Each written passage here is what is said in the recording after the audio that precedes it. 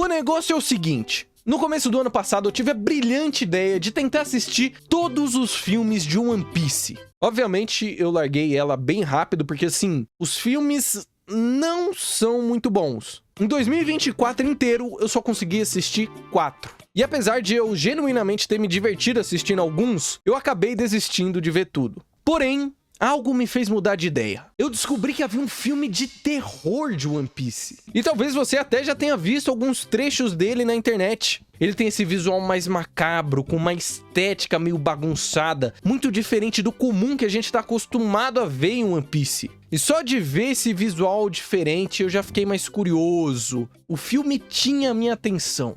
E aí, depois de ver essas coisas e ler alguns comentários falando muito bem sobre o filme, eu resolvi dar uma chance. Afinal de contas, como seria um filme de terror de One Piece? Será que ele é tão bom quanto dizem? Seria One Piece Filme 6, o Barão Omatsuri e a Ilha Secreta, o melhor filme de One Piece? Olha, eu acho que não, mas ele é legal. E essa análise do filme vai ter spoilers. Assim, eu diria que a maior qualidade dele é que ele tenta algo realmente diferente. Eu gosto da ideia de filmes de animes como One Piece aproveitarem do fato deles não serem canon para tentar uma abordagem nova da história. E esse aqui faz isso muito bem. Ele explora a ideia dos chapéus de palha se desentenderem e acabarem perdendo o companheirismo. Isso é muito foda porque essa é uma das características principais do bando. Eles são muito unidos, eles são muito amigos. O companheirismo é algo crucial deles. E o filme é como se fosse um e se os chapéus de palha brigassem. E aí, assim, o Oda meio que já tentou um plot parecido lá em Water 7, mas aqui ele é potencializado. Enquanto lá em Water 7 era mais o Sop e o Luffy que se desentendiam, aqui a gente vê a Nami brigando com o Sop, o Sanji e o Zoro realmente brigados assim, de mal um com o outro. Sem ser só de sacanagem, sabe? Aquela brincadeira comum, eles realmente se desentendem. E a parte mais interessante pra mim é que em certo momento o bando inteiro basicamente fica bolado com o Luffy,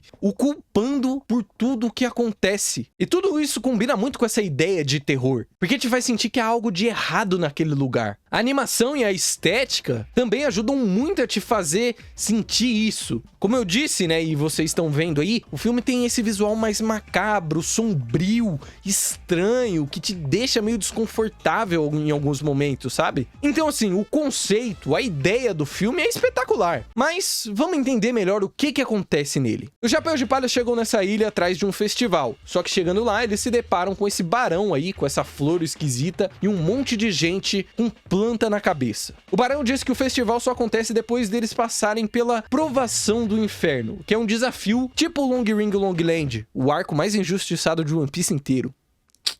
Todo mundo, obviamente, fica relutante, mas o Luffy, sendo Luffy, aceita participar. O primeiro desafio, então, é eles conseguirem colocar um peixão dentro de um balde. O que os Chapéus de Palha, trabalhando juntos, conseguem fazer sem muitas dificuldades. E um detalhe muito legal aqui, que vai ser importante mais pra frente, é como o Barão reage à vitória dos Chapéus de Palha. Ele fica extremamente incomodado em ver o bando trabalhando bem em grupo. A princípio, você pode achar que é porque ele perdeu ali o desafio, né? Mas como eu disse, guardem esse momento, porque mais pra frente a gente vai entender melhor essa raiva dele. Após vencer esse primeiro desafio, o bando resolve ir embora, mas acaba se perdendo na floresta da ilha e acaba se deparando novamente com o Barão, que os desafia para mais uma rodada. E obviamente que o Luffy aceita jogar mais uma vez. Dessa vez o jogo era uma espécie de corrida de barco com pega-pega, onde para vencer você precisa prender os adversários com uma boia. E enquanto Nami, Usopp, Sanji e Zoro participam, o resto do bando vai explorar a ilha. A esse ponto do filme, eu já tava ficando meio de saco cheio. Porque parecia que ele não tava indo pra lugar nenhum, tá ligado? Tipo, eu meio que entendi quem não gosta de Long Ring Long Land. Porque essa parte deles no barco, assim, é um saco. A diferença é que em Long Ring Long Land, pelo menos a gente tinha um humor bem bom. Aqui no filme, até tem umas partes meio engraçadas, mas não chega nem perto de Long Ring Long Land, o arco do Fox, um dos arcos mais injustiçados de um One Piece inteiro.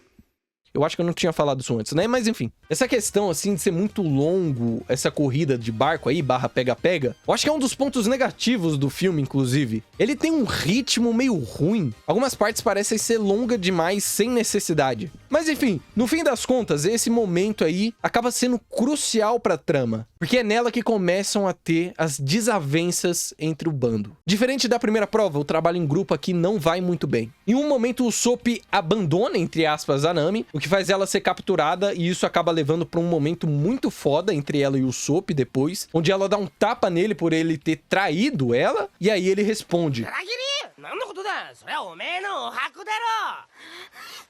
relembrando a traição da Nami lá em Arlong Park. Esse momento, assim, é do caralho. Ver o Usopp jogando, assim, na cara da Nami, esse bagulho que ela fez no passado, é muito foda. E é algo que a gente nunca vê na história principal, né? Então, pontos do filme aí por fazer isso, mano, que eu achei muito bom. E é aqui também que o Sanji e o Zoro brigam. A briga deles é um pouco diferente, né, da Nami e o Usopp. Aqui, entre eles, é mais porque um tava tentando ganhar o jogo ali de uma maneira diferente do outro, e aí eles acabam se desentendendo. Mas, no final das contas, os Chapéus de Palha ganham a competição. E aí, enquanto tudo isso acontecia, o Chopper resolveu ir explorar a ilha sozinho, e ele acaba se deparando com um cemitério enorme e também com uma família de piratas que não conseguiu ganhar o desafio do peixe e fugiu. Só um adendo aqui sobre essa família de piratas. Um bagulho que eu descobri só editando o vídeo é que ela é composta de 4 integrantes. E tipo assim, você que tá vendo o vídeo talvez ache isso meio idiota, né? Porque tem claramente aí 3 filhos, né? E o pai. Só que assim, no filme,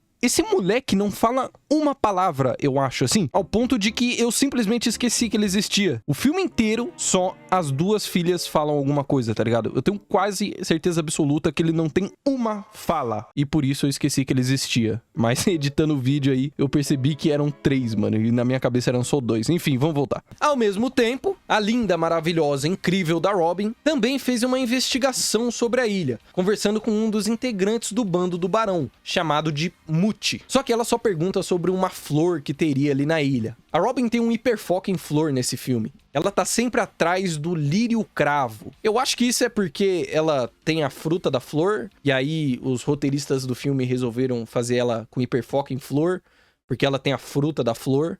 Eu não consigo ver outro motivo, assim, pra ela ficar com esse hiperfoco na flor. Tipo, ela descobre que tem supostamente uma flor na ilha, e aí ela fica indo atrás da flor.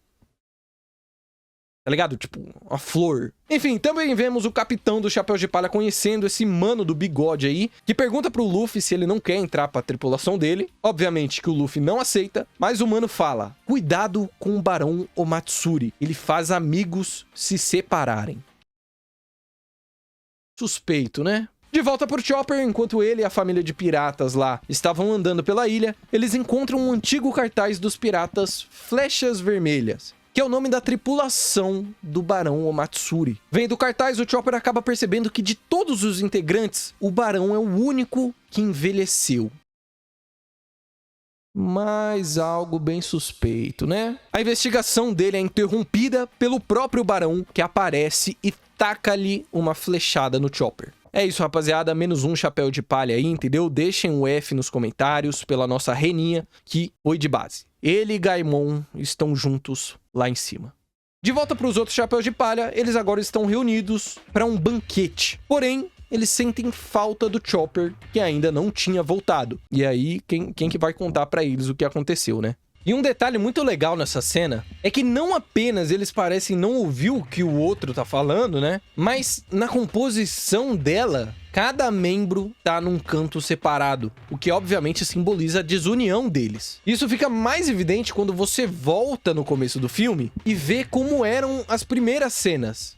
Os planos eram com a câmera parada e com todos os chapéus de palha dentro dele. Tava todo mundo junto. Mas agora, o filme tá te comunicando que é cada um por si. A preparação do banquete começa e o Sanji resolve entrar numa competição contra o chefe da ilha para ver quem consegue cozinhar melhor. Inclusive, essa é outra parte do filme que eu acho que é longa demais. Enquanto isso, a Nami fica ali do lado torcendo por ele. E o Usopp tenta se juntar a ela e torcer junto. Mas a Nami fica ignorando e se afastando dele, até sair dali e ir para uma mesa conversar com o Muti, que é o mesmo cara que a Robin tava conversando antes. E assim, esse pequeno momento entre a Nami e o Usopp é uma das minhas partes favoritas do filme, porque é algo que você nunca vê em One Piece normalmente. É muito interessante ver isso, o bando se desmanchando, tendo intrigas entre si. porque dá um aspecto mais humano pra eles, de mostrar que eles podem ter momentos de desavenças, onde eles não vão nem querer ficar perto um do outro. E ao mesmo tempo, é uma perspectiva diferente do que a gente geralmente vê na história principal, né? E quando a gente vê, não é dessa mesma forma, né? Não é com um bando todo. Depois de ser ignorado pela Nami, o Usopp andando pela ilha, se depara com um moleque esquisito. E só um parênteses aqui, mas eu acho o jeito que esse moleque fala muito bom.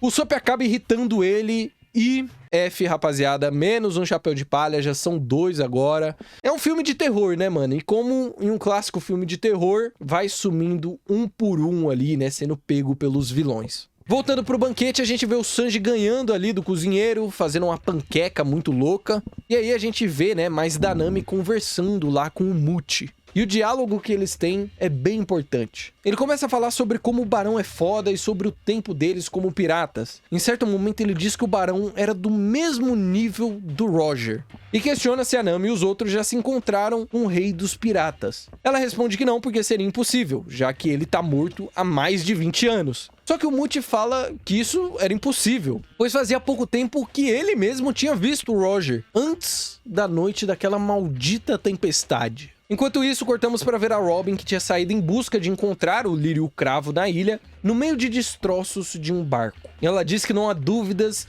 de que aqueles destroços são do barco do Barão. De repente, então, ele aparece e fala que se ela realmente quiser, ele mostrará a ela a flor que ela tanto procura, o Lírio Cravo, a flor da morte e renascimento. Ela então olha para o topo da montanha e vê. Eu não sei o que ela vê, porque pra mim isso aí não é uma flor, né? Eu não sou especialista em flor, mas eu nunca vi uma flor dessa.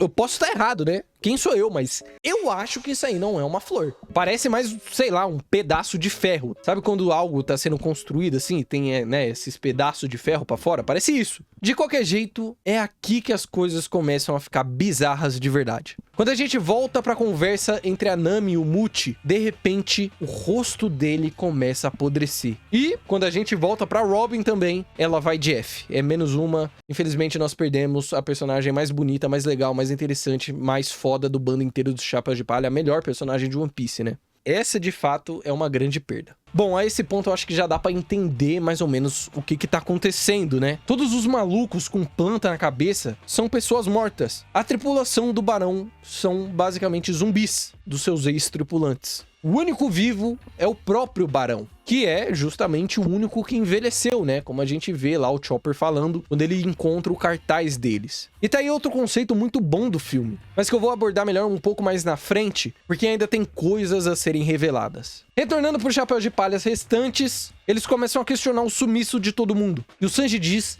que é tudo culpa do Luffy, por ele ter colocado todo mundo naquela situação. Esse é um dos melhores momentos do filme pra mim, porque você vê que o Luffy realmente se sente mal. É como se em Long Ring e Long Land eles de fato tivessem perdido membros do bando, tá ligado? A decisão impulsiva e despreocupada do Luffy de participar de um desafio maluco teve consequências, resultou no sumiço dos seus amigos, que são o seu bem mais precioso. Mas aí, enquanto ele sentia isso, o Barão anuncia o último desafio da provação do inferno. Uma caçada generalizada dos Chapéus de Palha. Os Sanji e Zoro ignoram isso e partem cada um para um lado, para tentar encontrar os membros que sumiram. A Nami acaba sozinha também, porque o Luffy, sentido pelo que fez, vai para cima do Barão. Mas ele não consegue fazer nada e acaba caindo num buraco onde se encontra de novo com o cara do bigode, que diz que cavou um sistema complexo de túneis na ilha inteira. Em outro lugar da ilha, o Sanji é pego pelo moleque que fala engraçado e que joga pratos explosivos, aparentemente. Essa parte é bem estranha, assim, tipo, ele parece ter um monte de prato, de tigela explosiva. Eu fiquei me perguntando se isso é uma Akuma no Mi, mas enfim.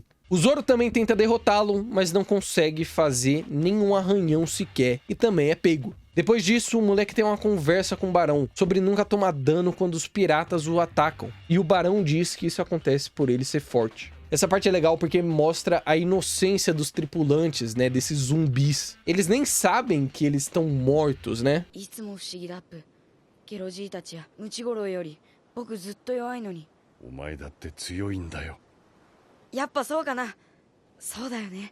No meio da conversa, acontece com o moleque a mesma coisa que aconteceu com o Muti enquanto conversava com a Nami. Ele começa a apodrecer. Então vemos que por toda a ilha as pessoas estão ficando imóveis e meio que apodrecendo também. De repente vemos o Chopper e a família de piratas de novo, e a menininha é puxada pela barra de ferro maluca, que era pra ser o Lírio Cravo. O Chopper consegue salvá-la, mas é capturado no lugar. A família ainda tenta ajudar ele, mas o pai os impede. A filha mais velha começa a brigar com ele, dizendo que isso não estava certo, né? Porque o Chopper tinha acabado de salvar a menininha, e aí eles vão deixar o Chopper ser capturado. Nisso, o pai dá um tapa na filha e retruca dizendo que ele é um covarde. O Barão vê tudo aquilo e fica feliz. E, voltando pro Luffy e o Bigodinho, durante a conversa deles, a gente descobre qual que é o verdadeiro objetivo do Barão naquela ilha. O Bigode fala como ele não suporta ver uma tripulação muito unida. Ele quer separá-los e os verem brigando. Ele quer que todos sintam a mesma dor que ele sentiu. E aqui a gente entende porque ele ficou tão incomodado vendo os Chapéus de Palha ganhando o primeiro desafio. Ele viu que eles eram muito amigos. O Bigodinho também fala que enfrentar o Barão sozinho é maluquice, e é exatamente isso que ele quer, um X1. Após isso, vemos o Chopper capturado, vendo os outros integrantes do bando presos no Lírio Cravo, e ele também é pego por ela. E aí então o Luffy aparece para uma das cenas mais fodas do filme. Ele pergunta onde está sua tripulação e descobre que todos, menos ele, já tinham sido capturados. Cheio de raiva, ele sozinho tenta atacar o Barão. E a cada tentativa de golpe, ele é impedido por uma flecha e vê um dos seus companheiros sumirem diante dos seus olhos. No primeiro soco, é a Robin. No segundo, o Sanji. E aí então, o Luffy agora tenta um chute, mas também é impedido. E então, o Usopp se vai. Na tentativa de usar outra perna, é a vez da Nami. E restando apenas o Zoro, o Luffy, sem conseguir se mover, preso a uma pedra, tenta usar sua cabeça para salvar o seu amigo. Mas não adianta. O Luffy agora está completamente sozinho. Depois do Lírio ter tido sua refeição, a gente vê a tripulação do Barão começando a voltar à vida. Eu amo esse moleque, mano. E esse paralelo é muito foda. Enquanto o Luffy perde a sua tripulação, o Barão recupera a dele. Para os piratas dele viverem, outros têm que morrer. O Luffy, derrotado depois de perder seus amigos, simplesmente desiste. O Barão pergunta o que ele prefere, continuar vivendo sozinho ou morrer e se juntar aos seus colegas. E o Luffy não fala nada, apenas aceita o seu destino. O Barão então se prepara para finalizá-lo, mas de repente o Luffy é salvo, caindo nos túneis do Bigodinho. Cara, esse momento é fantástico, assim, porque se não fosse o Bigodinho, o Luffy morreria. Porque na cabeça dele, ele realmente tinha perdido todos os membros do seu bando. Ele preferia morrer a viver sem os seus amigos. Olha que interessante a gente ver esse lado do personagem. E também lembra muito o que acontece lá em Sabaody, né? Com o Kuma separando todo mundo. Nos dois casos aqui, o Luffy não consegue fazer nada pra salvar a sua tripulação. E vai perdendo um por um. E a reação do Luffy é bem parecida, assim, ele fica desesperado. E essa semelhança é maluquice, porque, tipo assim, o filme é de 2005. Sabaody começa no mangá em 2008. O filme é basicamente Sabaody antes de Sabaody, tá ligado? Esse momento icônico do mangá meio que acontece antes, né, no filme aqui. Isso é foda. É muito interessante a diferença, né, na reação nos dois casos. Porque, assim, o Luffy, lá em Sabaody, depois de Sabaody, né, ele também fica muito triste. Mas, como eventualmente ele descobre que a tripulação dele tá viva, ele fica tranquilo. Aqui no filme, de fato, parece que os Chapéus de Palha morreram, tá ligado? Tipo, eles não só sumiram, eles foram engolidos por um bicho gigante que parece uma barra de metal. Só que, assim, obviamente, né, eles não morreram, né? Lá na casinha do Bigode, o Luffy acaba recuperando as suas esperanças quando a menininha diz que consegue ouvir a voz dos Chapéus de Palha chamando por ele. O Bigodinho então o incentiva a enfrentar o Barão de novo, porque agora ele não estará sozinho. Então, junto de seu novo companheiro, o Luffy vai para sua revanche. Enquanto o Bigodinho distrai o Barão, o Luffy vai para cima do Lírio. E em certo momento, até a família de piratas também aparece para ajudar. O Luffy consegue finalmente atacar o pedaço de ferro, que era para ser uma flor, e o negócio fica doido. Mais doido do que já tá. De repente a lua fica vermelha, o pedaço de ferro se torna um monte de flechas, a flor no ombro do barão vira um bicho esquisito com os corpos dos chapéus de palha, e o visual é pique Resident Evil, quem jogou tá ligado. E o Luffy toma uma chuva de flechas. Mano, olha o jeito que ele fica. Ele parece um zumbi, todo furado. E é muito legal também que o barão fala que cada flecha daquelas é a dor de um dia que ele passou sem os seus tripulantes. Canetada, tá? Esse vilão é bom, mano. Mas enfim, voltando pro Luffy, né, mal conseguindo andar, a menininha diz pra ele não desistir, pois ela ainda consegue ouvir os seus companheiros o incentivando. Ele se esforça, mas não consegue continuar. Até que o pai da família resolve tomar coragem e se redimir, pegando um arco e flecha e...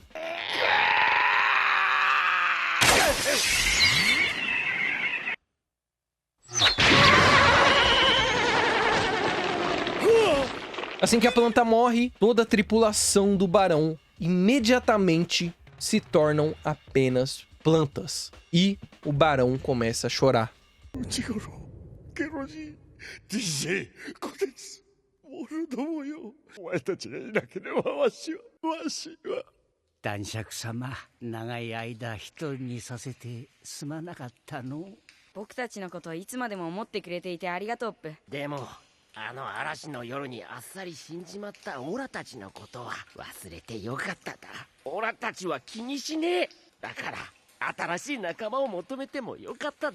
Esse vilão, assim, é tão interessante que eu acho que ele seria digno de estar no mangá, tá ligado? Porque ele é alguém que perdeu a sua tripulação num acidente, mas acabou encontrando uma forma de tê-los novamente, através dos poderes do lírio. Que, inclusive, eu gosto que o filme não fale se esse poder aí, se esse lírio é uma Akuma no Mi ou não. Assim, fica meio claro que não é uma Akuma no Mi, né? Mas não tem uma explicação de como funciona. Ele só revive os bichos de alguma forma, tá ligado? Comendo pessoas, né? Comendo os piratas ali. E eu acho que isso é o suficiente. O importante pra história é o que ele faz e não como faz. Mas enfim, o barão, ele vivia cercado de zumbis. E mesmo com a sua tripulação do seu lado, ele não tinha ninguém. Porque eles não estavam realmente vivos. E ele sabia disso. Ele tá cercado de zumbis das pessoas que ele amava. Ele se nega a tentar seguir em frente. Se nega a aceitar que ele perdeu aqueles que amava. E tenta fazer com que os outros passem pela mesma situação. Não só porque ele sente muita raiva de ver gente tendo o que ele perdeu. Mas porque é o que é necessário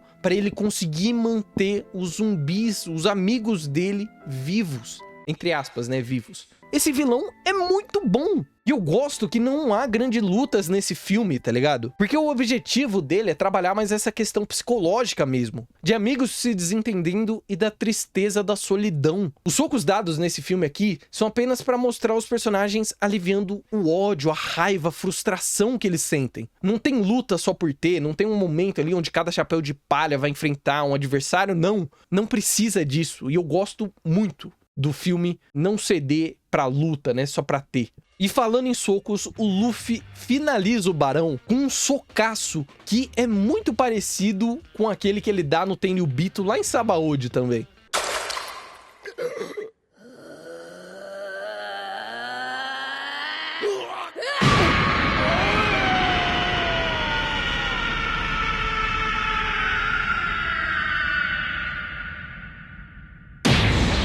Mais uma coincidência. Então, o Luffy acorda no amanhecer, seus companheiros estão todos de volta e o filme finaliza com todos ao seu redor e a risada do Patetinha de borracha.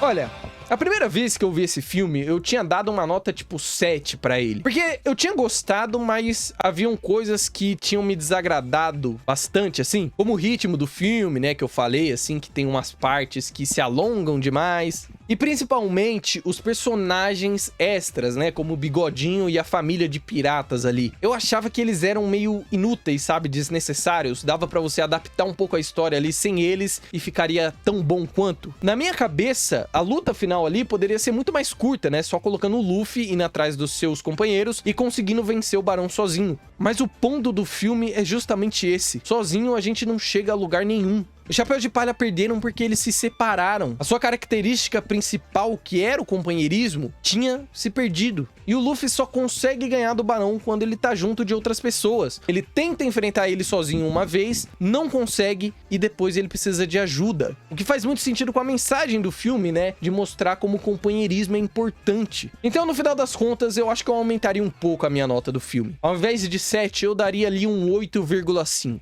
Eu ainda não acho um filme perfeito. Eu não sei se é o melhor filme de One Piece. Eu gosto bastante da ideia dele, mas não é um filme assim que eu me vejo reassistindo muitas vezes. Então eu não diria que ele é o melhor, mas ainda assim eu acho que ele é muito bom e vale a pena ser assistido. Mas de qualquer jeito, é isso que eu queria falar. Essa foi a minha análise do filme aí de terror de One Piece. E se por acaso vocês já viram o filme, deixem as suas opiniões sobre ele, se vocês gostaram ou não, o que vocês gostaram, o que vocês não gostaram, eu quero muito ler, tá bom? Eu espero que vocês tenham gostado, deixem o like aí que ajuda bastante, se inscreva no canal se ainda não são inscritos, e se você curte aqui o meu conteúdo e quer acesso a mais conteúdos 100% exclusivos, se tornem membros apenas R$ 4,99 por mês, tá bom? No mais é isso, tamo junto e bebam água porque é importante.